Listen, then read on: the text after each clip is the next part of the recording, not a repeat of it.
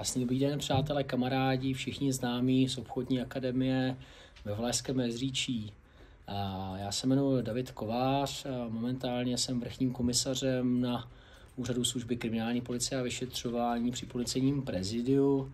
A když jsem nastupoval na obchodní akademii, jak si vzpomínám, že vlastně jsem šel na obchodku na ten obor informační technologie jen z toho důvodu, že mě bavilo hrát hry na počítači, takže a ve výsledku, když se na to teďka zpětně podívám, jak je to docela srandovní. Každopádně jsem za to velmi rád, za programování a podobně.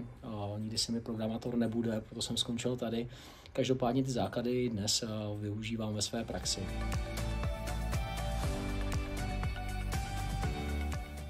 A ve svém zaměstnání se vlastně věnuju profesně kybernetické trestné činnosti, především tedy páchané na dětech.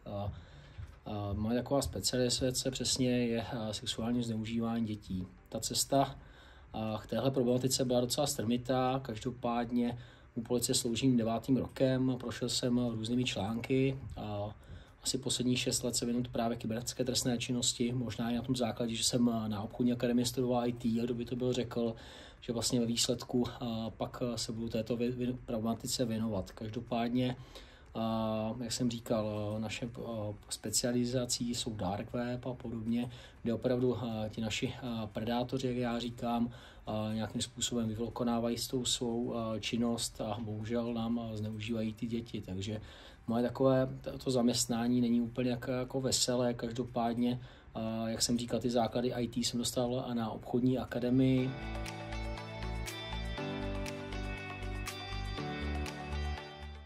Co se týče mojich největších profesních zážitků, tak těch je celá řada. Každopádně jsem se podíval na spoustu známých kauzách a třeba momentálně, co bych tak jako zmínil, že vlastně poprvé, když jsem tady nastoupil před tím rokem a půl, tak mi řekl můj vedoucí, že mám jít s agentem FBI na kávu, že mi předá nějaký poznatek o trestné činnosti. A já jsem mu říkal jako vážně s agentem FBI, když to znám jenom z televize a podobně. A opravdu jsem šel s mojí angličtinou, kdy já jsem s paní učitelkou Gabrlíkovou, kterou teďka zdravím, jestli tam je, tak ona moc dobře ví, že já jsem celoživotně bojoval s angličtinou a odmaturoval jsem nějak, snažil jsem je připravit, každopádně opravdu teďka pilu tu angličtinu a měl jsem, jak se říká, budu teďka opravdu upřímný, bobky u prdele. Každopádně opravdu tahle komunikace s těmi zahraničními službama, jako FBI, Homeland Security a tyhle služby, tak opravdu jsou našimi partneři. Takže to je takové asi nejzajímavější, že opravdu, když jsem šel na to první takový zážitek, ani bych řekl úspěch, to vůbec ne, ale zážitek, že opravdu jsem šel do kavárny s tím agentem FBI a vlastně bavili jsme se jako rovnocení a když jsem přišel před tou kavárnou a mě tam čekal, tak jsem si připadal jak někde v americké kriminálce, teďka po roce a půl už je to jinak, takže to je takový můj největší profesní zážitek, vzpomínka a podobně, a těch zážitků je spousta, co se týče mojí policejní kariéry, takže různé domovní prohlídky, nějaké nezdary samozřejmě, protože to se děje, ale jak jsem říkal, mám opravdu víc tu moji kariéru a si nemůžu stěžovat a jak už jsem zmínil v úvodu, kdo by byl řekl, i třeba z mojich vyučujících, že jednou budu na té straně barikády, že budu opravdu proti těm ajťákům spíše bojovat v souvislosti s kybernetickou trestnou činností.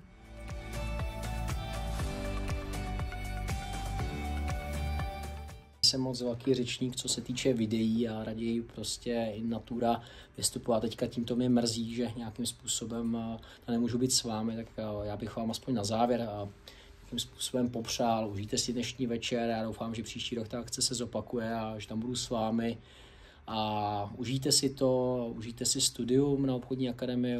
Pro učitele máme jenom jedno, ať studenti co nejméně zlobí a vyrušují, jako vždycky jsem vyrušoval já, protože vím, jak teďka z druhé strany barikády a jak je to nepříjemné. Každopádně užijte si hlavně dnešní večer, protože všechno je o známostech a všechno je o kontaktech, to vidím já sám a o vzpomínkách hlavně. A já, jak jsem říkal, a tím to zakončím já za sebe, ale každopádně ještě tady mám moje virtuální asistentka a něco na srdíčku, protože mě vždycky doplňuje, protože jsem rozlítaný.